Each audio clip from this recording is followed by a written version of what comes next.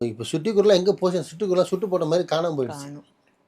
இந்த இப்போ எப்படி ஒரு ஒரு கூட்டுக்கு ஒரு ஒரு தருணம் இருக்கோ, ஒரு ஒரு கூட்டுக்கு ஒரு அமைப்பு இருக்கோ, ஒரு ஒரு கூட்டுக்கு வந்து ஒரு தத்துவம் இருக்கோ, அந்த மாரி இந்த காக்கான்றது வந்து சாதாரண விஷயம் கிடையாதும்மா.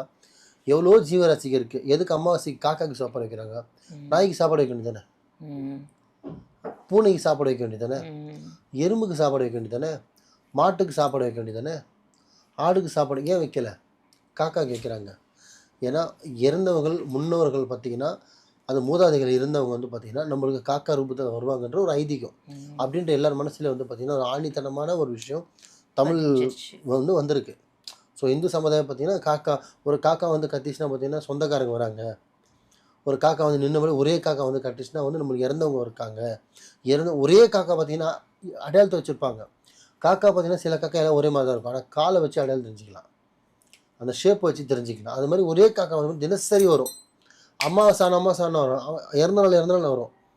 ஸோ அந்த மாரி கணக்கு இருக்கு. அந்த மாரி வந்து பார்த்தீங்கன்னா, ஒரு காக்கா இத வந்து காக்கா சாப்பாடு வைக்கிறாங்க. ஏன்னா, முன்னோர்களா வருது. இந்த காக்காக்கு அவ்வளோ முக்கியத்துவம் இருக்கு. மகத்துவம்.